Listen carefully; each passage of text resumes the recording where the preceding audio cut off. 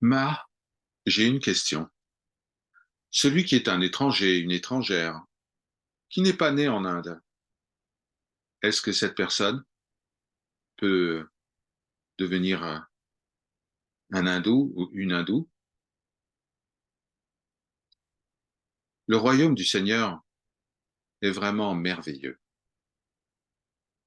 En sanskrit, royaume du Seigneur se dit Swarajya. Swa signifie notre propre forme. Raja signifie le royaume. Par exemple, est-ce que vous comprenez le mot Swarupa? Swarupa, notre propre forme. Notre propre forme, c'est la forme de Dieu. Certaines personnes suivent la voie dévotionnelle, la voie où il y a le Seigneur, Prabhu, et un serviteur, Sevak. Ils se considèrent comme les serviteurs du Seigneur. Pour eux, le service et les actions, tout cela existe en soi. Ils servent le monde, ils agissent dans le monde, tout en n'ayant parfaitement conscience qu'ils sont un avec le soi. Et puis il y a ceux qui suivent la Jnana Marga, la voie de la connaissance, l'Advaita. Ils croient en l'unité absolue de ce qui est. Il n'y a pas de différence pour eux, pas de séparation, pas de dualité. Quand une personne suit la voie mukti, de la libération, alors seul le Seigneur se manifeste devant elle. Ekam Brahma Dvitiya Naasti. Il n'y a que le Seigneur, hein, sans second. Aujourd'hui, vous êtes venu de l'étranger pour rencontrer ce corps. Vous n'auriez jamais pu venir si vous n'aviez pas connu ce corps auparavant. Cela montre l'unité absolue de la réalité. Sinon, vous n'auriez pas pu reconnaître ce corps. C'est un peu comme la glace et l'eau. De même que l'eau et la glace ne sont qu'un, de même, le Seigneur ne fait qu'un avec tout. L'eau est sans forme, la glace a une forme. Pour vous dire la vérité, tout est en ce qu'on appelle Vishvatita, la divinité au-delà de l'univers. Tout est le Seigneur. Il est omniprésent. Narayan, Narayan. Dieu est le divin qui demeure en chacun. C'est comme l'arbre banyan.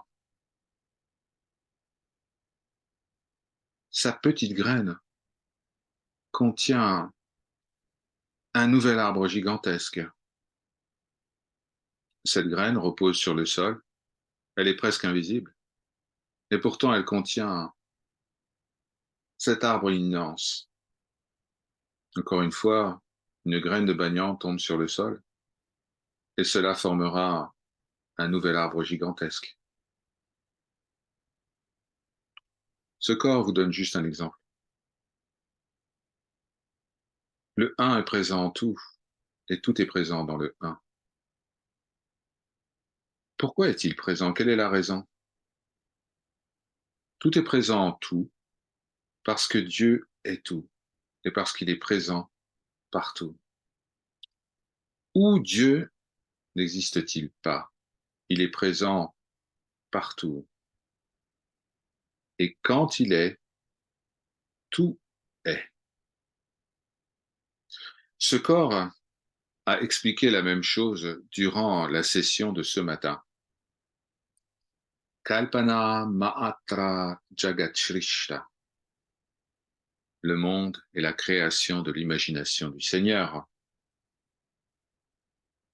Toutes les choses, qu'elles soient semblables ou dissemblables, toute l'infinie variété des manifestations est créée par le Un, les plantes, les minéraux, les créatures sur la terre, l'océan, l'espace.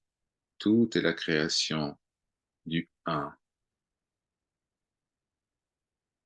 De même que vous êtes appelé par différents noms en fonction de vos activités, par exemple fils, père, mari, bien de même, le Un est appelé par de multiples noms. Vous avez peut-être 3 ou 4 noms, mais le Seigneur, lui, en a des milliards. C'est infini, car il est infini. Ses enfants sont innombrables. Il n'y a pas de fin. Rien ne peut être compté. Innombrable, infini, mais aussi fini. Maintenant, maintenant, vous pouvez comprendre pourquoi vous êtes venu. Et quand ce corps dit qu'il est possible pour un occidental de devenir un hindou, eh bien, cela est affirmé sur la base des textes sacrés. Les textes nous disent que quelle que soit la caste, quel que soit le lieu de naissance, eh bien, il est toujours possible de s'élever. Il est toujours possible de transcender son statut.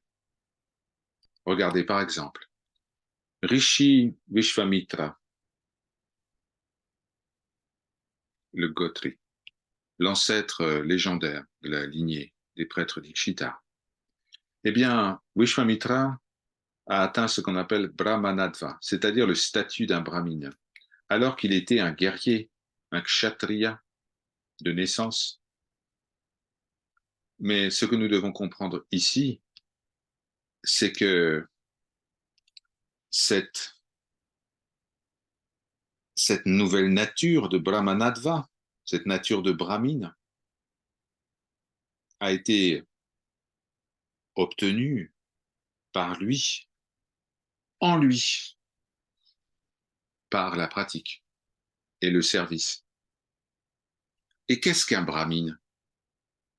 Un membre d'une caste de prêtres? Non, c'est celui qui connaît Brahman, l'absolu. Celui-là est appelé brahmine. Alors, le sage Vishvamitra connaissait Brahman en lui, et donc il fut appelé brahmine. Lorsque la Brahmanatra, l'essence du brahmine, s'est manifestée en lui, il devait être accepté en tant que brahmine. Maintenant, vous pouvez comprendre. Une fois que le souvenir est complet, tout peut se produire.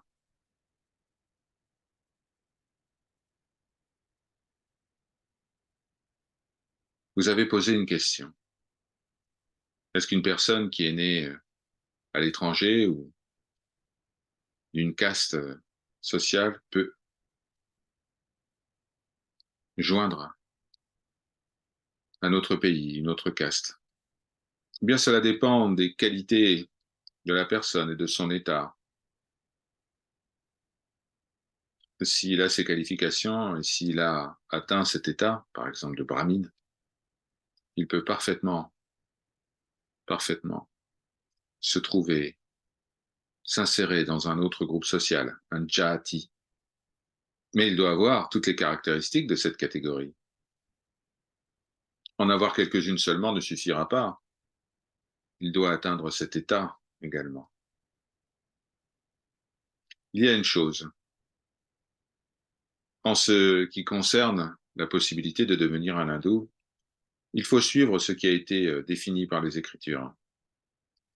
Une fois que les qualités définies par les Écritures se manifestent, alors son cas peut être considéré. Il y a quelques règles de conduite, des règles éthiques qui sont présentées dans les textes. Nous ne pouvons changer cela sans s'en référer aux Écritures. Est-ce que les caractéristiques du brahmine sont indiquées dans les Écritures? Oui, elles sont toutes là. Mais pour devenir un brahmine, même un musulman. Il faut aller un peu plus loin que la simple définition. Certains deviennent des hindous, d'autres deviennent des musulmans. Il y a des gens qui suivent ce qu'on appelle la Sanatana Dharma, la voie de la vertu éternelle, qui ont atteint la libération. Il n'y a pas véritablement de discrimination basée sur la foi, sur la caste. Il n'y a plus de caste ou de voie religieuse pour celui qui est libre du temps et de l'espace, celui qui est établi dans le soi, qui est Atmashta, celui qui s'est souvenu du soi, Mukti. Il n'y a plus, il n'y a plus de limite, il n'y a plus d'application de la caste ou de la croyance. Alors, d'abord, il faut suivre le dharma, la voie vertueuse, telle qu'elle est décrite par les Écritures. Pourquoi devrait-il suivre le dharma? Pourquoi devrait-il avoir foi en Dieu jusqu'à ce qu'il soit atteint, jusqu'à ce qu'il soit contacté? Tous ces sujets de différence, de séparation, de discrimination vont persister une fois que la personne devient véritablement religieuse et suit le dharma à la lettre. Alors, où sont les attachements?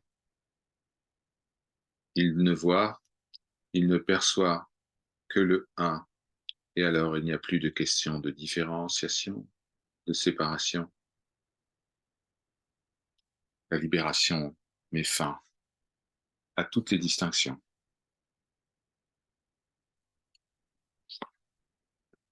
Om Ma Jai Ma.